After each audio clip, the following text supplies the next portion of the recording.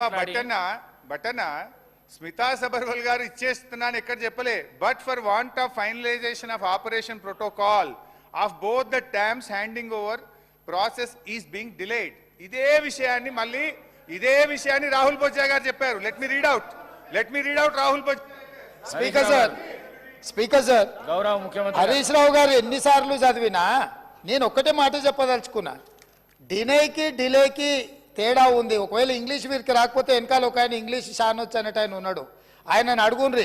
సింపుల్గా దీంట్లో ఏంది, you are also aware of the fact that both the states have agreed in principle to hand over the control of common projects, i.e. Srisailam and NSP ante Nagarjuna Sagar project, in terms of gazette notification dated 15/7/2021. 15/7/2021 la ప్రాజెక్టులు ఏవేవి ఎట్లా hand over చేయాలనో కంప్లీట్గా gazette notify చేసింది అధ్యక్ష 15/7/2021. తర్వాత ఏమన్నారు వారు, but for want of finalisation of operational protocol of both dams handing over process being delayed. దీని అర్థము మేము కొన్ని కార్యక్రమాల వల్ల దీన్ని అప్పచెప్పడానికి కొంత ఆలస్యమే అయింది తప్ప మేము దీన్ని ఎక్కడ వ్యతిరేకిస్తలేము. మేము కేఆర్ఎంబికి అప్పచెప్పడానికి సిద్ధంగా ఉన్నాము. ఈ లోపల ఆంధ్రప్రదేశ్ నుంచి వాళ్ళు పోలీసులతో వచ్చి దాన్ని పొజిషన్ తీసుకున్నారు. దీన్ని తక్షణమే మీరు పరిష్కరించండి అని చెప్పి మీరు కేంద్ర ప్రభుత్వానికి లేఖ రాసి డిసెంబర్ 1 నాడు 30 తారీఖు నాడు పోలింగ్ జరిగింది. 3 తారీఖు నాడు ఫలితాలు వచ్చినాయి.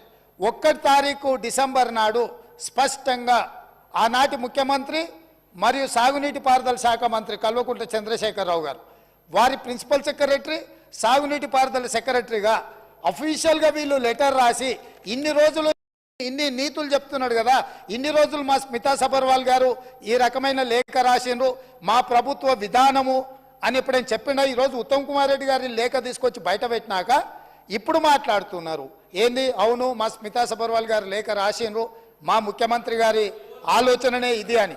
ఇప్పుడు నేనేం అడుగుతున్నా అధ్యక్ష అంటే వీళ్ళ బాధ ఏంది అసలు? ఇప్పుడు అప్పచెప్ప వద్దని మేము అన్నప్పుడు తీర్మానం చేసినప్పుడు చర్చలకు శశపిశలకు తావెక్కడిది? 100% ఈ ప్రభుత్వం ప్రతిపాదించిన ఉత్తమ్ కుమార్ రెడ్డి గారి సభలో ప్రవేశపెట్టిన తీర్మానానికి అన్కండిషనల్గా మేము మద్దతు ఇస్తున్నాము. పదండి ఢిల్లీకి పోదాం కొట్లాడదామని వాళ్ళ నోటి నుంచి వస్తలేదు ఎందుకు అధ్యక్ష? అసలు వాళ్ళ నాయకుడు ఎందుకు రాలేదు, ఎందుకు ముఖం చాటేసిండు అంటే ఈరోజు ఇక్కడికి వస్తే వీళ్ళకెవ్వరికి విలువలేదు అధ్యక్ష. పార్టీలో వీళ్ళ మాటకు విలువలేదు, మనుషులకు విలువలేదు. పార్టీ యజమాని ప్రతిపక్ష నాయకుడు వారు వచ్చి మాట్లాడాలి ఇక్కడ. వారు ఎందుకు ఈరోజు ఇంత ముఖ్యమైన కృష్ణానది జలాలకు సంబంధించి శాశ్వతంగా తెలంగాణ రైతాంగం జీవితాల మీద మరణ శాసనం రాసే పరిస్థితులు ఉత్పన్నమైతే వారు సభలోకి రాకుండా ఈ సభలో జరుగుతున్న చర్చలో వారి అభిప్రాయం చెప్పకుండా వీరు చెప్పే అభిప్రాయానికి ఎలాంటి విలువ లేదు. వీళ్ళు ఎంతసేపు మాట్లాడినా ఈ మాటలకు ఈ చర్చలకు ఏ మాత్రము చట్టబద్ధత లేదు. కాబట్టి ఇప్పటికైనా మీరు వారికి సూచన చేయండి, లేకపోతే సభ వాయిదా వేయండి. చంద్రశేఖరరావు గారిని సభలోకి రమ్మనుండ్రి. చంద్రశేఖరరావు గారు వచ్చినాక, ఎందుకంటే ఈ 10 సంవత్సరాలు జరిగిన పాపాలకు వారు కారణము.